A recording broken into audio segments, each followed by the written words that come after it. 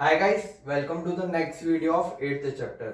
Eighth chapter की third video. अपन ने इसके पहले वाली वीडियो में क्या पढ़ा कि पहले एंटरप्रेन्योरशिप क्या होता है, एंटरप्रेन्योर कौन होता है, एंटरप्राइज क्या होता है। ठीक है, उसके बाद अपन ने क्या पढ़ा, स्टार्टअप के बारे में पढ़ा था कि स्टार्टअप्स क्या होते हैं, फिर उसको क्या क्या एडवांटेज मिलते हैं, फाइनेंस कहाँ से कलेक्ट कर सकता है, ये सब अपन ने पढ़ा था। ठीक है, अब अपन आते हैं इसके जो नेक्स्ट टॉपिक है वो क्या, इंटेलेक्चुअल प्रॉपर्टी राइट्स, है ना, एंड एंटरप्रेन्योरशिप। मतलब एंटरप्रेन्योरशिप और आईपीआर में रिलेशन क्या है। तो पहले अपन समझेंगे, अपन ये तो समझ लिया कि एंटरप्रेन्योरशिप क्या होता है। अब अपन पढ़ेंगे कि इंटेलेक्चुअल प्रॉपर्टी राइट्स ये क्या होता है। ठीक है, तो ये क्या, IPR refers to general term for the assignment of property rights on assets. मतलब कि एक जनरल टर्म है, वो काई के लिए यूज होती है, for assignment of property right on assets. जो प्रॉपर्टी मेरी है ना, जो प्रॉपर्टी मेरी है ना, वो उस पर मेरा राइट्स में जता सकूं, उसके लिए राइट मतलब मेरे को अधिकार देती है कि मेरी जो प्रॉपर्टी है उस पर मैं मेरा अधिकार जता सकूं,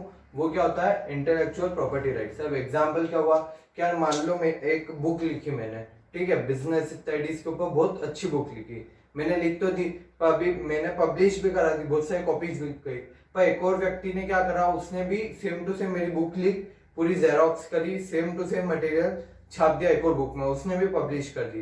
तो इससे क्या हुआ, मेरा लॉस हो गया क्या, मैंने पूरा नॉलेज लगा के बुक लिखी थी, ठीक है, उसने पूरी कॉपी करके उसने भी बेच दी, तो उसको मतलब उसने मेरी बुक का यूज कर रहा है प्रॉफिट अर्न करने के लिए। तो ये क्या हो गया कि यार मेरे को लॉस हो गया। अब जैसे अपन देख लो, कोई इन्वेंशन है, मान लो एप्पल ने कोई वो खोजा, नहीं, एक इन्वेंशन करी, एक ऐसा फोन बनाया जिससे आप मतलब 10 फीट दूर का भी अच्छा बिल्कुल क्लियर फोटो ले सकते हो। ठीक है, ऐसा एक कैमरा बनाया उसने, उसके आईफोन 12X में वो डाला। ठीक है, फिर क्या हुआ, क्या दूसरे सैमसंग ने वही कैमरा उसके फोन में डाल दिया। तो इससे क्या हुआ, एप्पल ने इतना रिसर्च करके जो चीज लाया था ढूंढ के एप्पल, अब वो क्या हुआ, उसकी तो वो उसका एडवांटेज ले ही नहीं पाया, इतने में सैमसंग ने उसके मोबाइल में दे दिया। तो ये क्या हुआ, इससे लॉस हो जाता है। जो इन्वेंशन करता है, जो नई चीज लिखता है, जो ऐसी चीज लाता है अपने दिमाग से, इतनी स्किल से, उसका तो वो हो गया कि यार मैं लॉस हो गया, मैंने इतना खर्चा करा, इतना दिमाग लगाया और ये नई चीज लाया और दूसरे ने कॉपी कर लिया हाथों हाथ, तो ये क्या है, लॉस हो जाता था।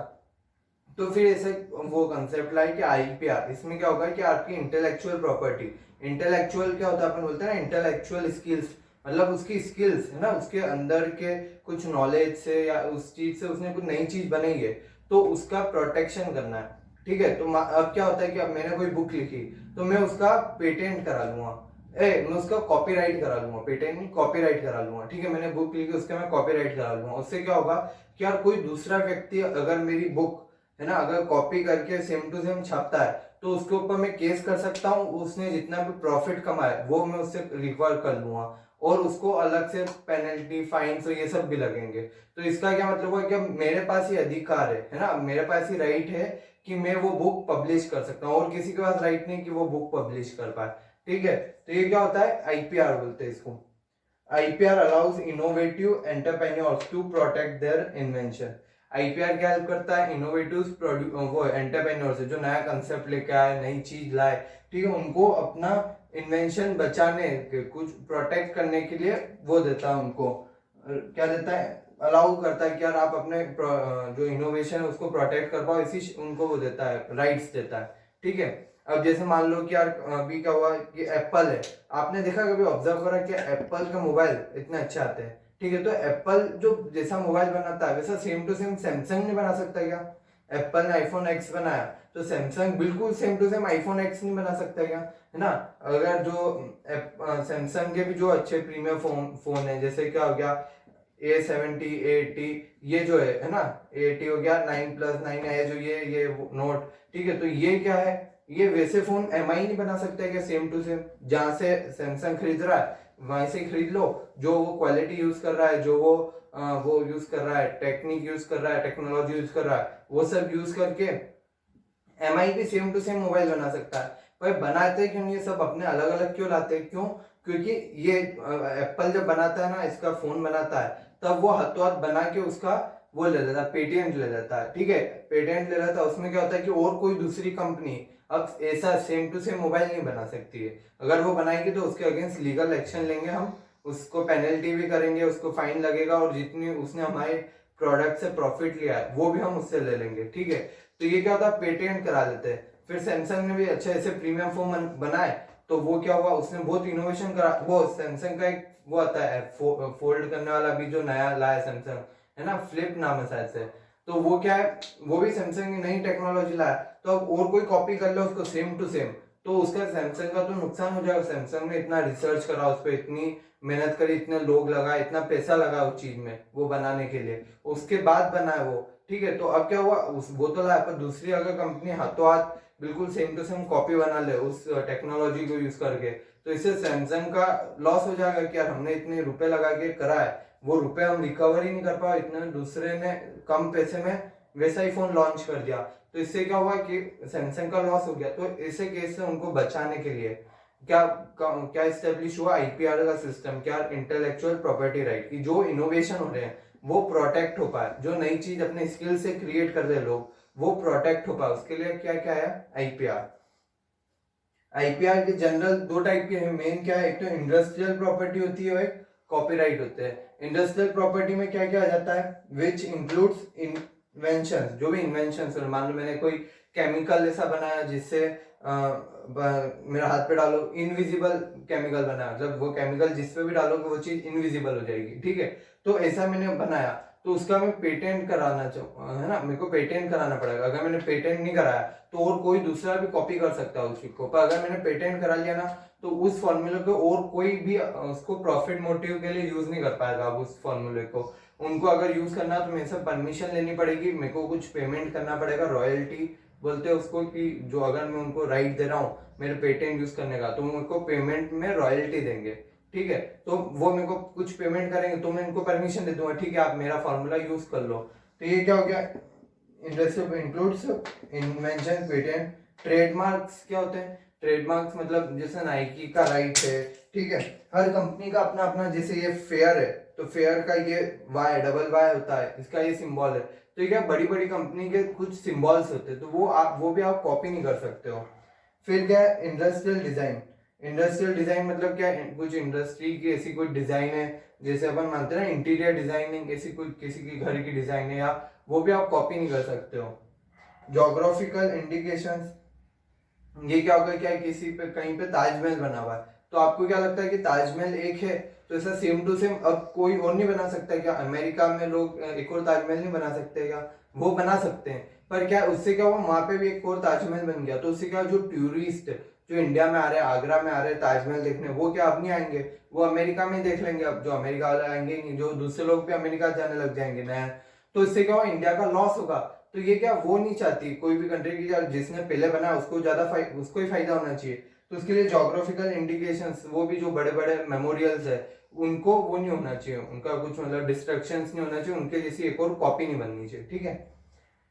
कॉपीराइट क्या होता है, which includes literacy and artistic work. इसमें क्या इंक्लूड होता है, सिर्फ लिटरेसी, जो आप लिख रहे हो, कुछ भी पोयम लिख रहे हो, स्टोरी लिख रहे हो, ऐसे लिख रहे हो, है ना। आर्टिस्टिक मतलब पेंटिंग आ गई, ये सब क्या है, कैलीग्राफी है, ये सब क्या है, आर्टिस्टिक एंड लिटरेसी वर्क, जिसमें भी लिखा पढ़ी अपने लिखने का है, ड्राइंग वाइंग ऐसी कुछ भी आर्ट का वर्क है, वो कहीं में आ जाता है कॉपीराइट, तो उसका आपको कॉपीराइट कराना पड़ता है। अब अपन पढ़ते थोड़ा कॉपीराइट होता क्या है।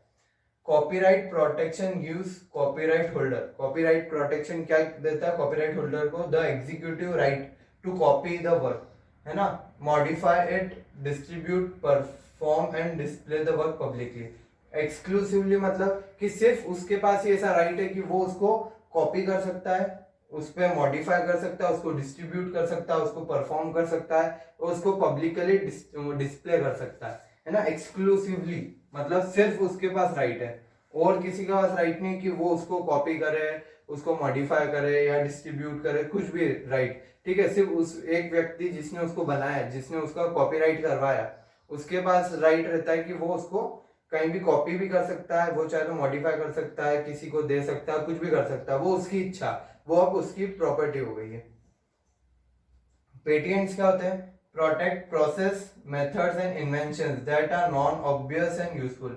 ये पेटेंट्स क्या करते हैं, ऐसे प्रोसेस या ऐसे कुछ प्रोसेस, मान लो मैंने आज एक वो पेंट, जो अपन पेंट करते हैं दीवारों पे, पेंट की एक ऐसी मैंने वो प्रोसेस निकाली पेंट बनाने की, क्या उसमें पहले उनको बहुत सारा रॉ मटेरियल, बहुत सारा खर्चा लग रहा था, है ना। पहले एक पेंट का डिब्बा उनको कंपनी वालों को 200 रुपए में पड़ रहा था, पर मैंने एक ऐसी प्रोसेस निकाली कि उससे 200 रुपए की चीज आज उनको 100 रुपए में पड़ रही है।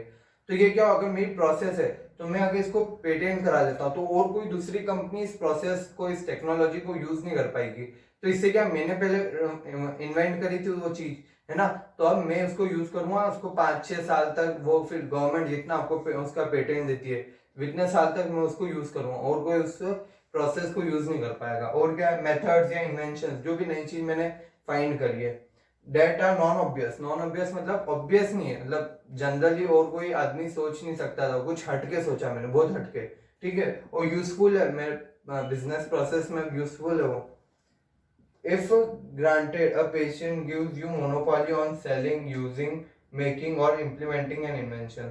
अगर अपने को पेटेंट मिल जाता है, ग्रांटेड मतलब अगर गवर्नमेंट पेटेंट ग्रांट कर देती है, तो पेटेंट अपने को क्या पावर्स दे सकता है। मोनोपोली मतलब पता है कि सिर्फ एक छत्र राज, है ना, एक छत्र राज मिल जाएगा। मोनोपोली मतलब क्या, जैसे रेलवे का मोनोपोली है कि रेलवे सिर्फ गवर्नमेंट ही चला सकती है, गवर्नमेंट के अलावा और किसी का पावर नहीं है कि वो चला पाए रेलवे। तो अगर अपने को ऐसा कोई पेटेंट मिल जाता है इसी चीज का, मान लो मैंने एक वो मैंने बताया ना इनविजिबल केमिकल इन्वेंट करा, ठीक है, तो अब मैंने उसका पेटेंट करा लिया, तो और कोई अब दूसरा बंदा वो नहीं बना सकता इनविजिबल पेंट, ठीक है, अब मैं अकेला ही बना सकता हूँ।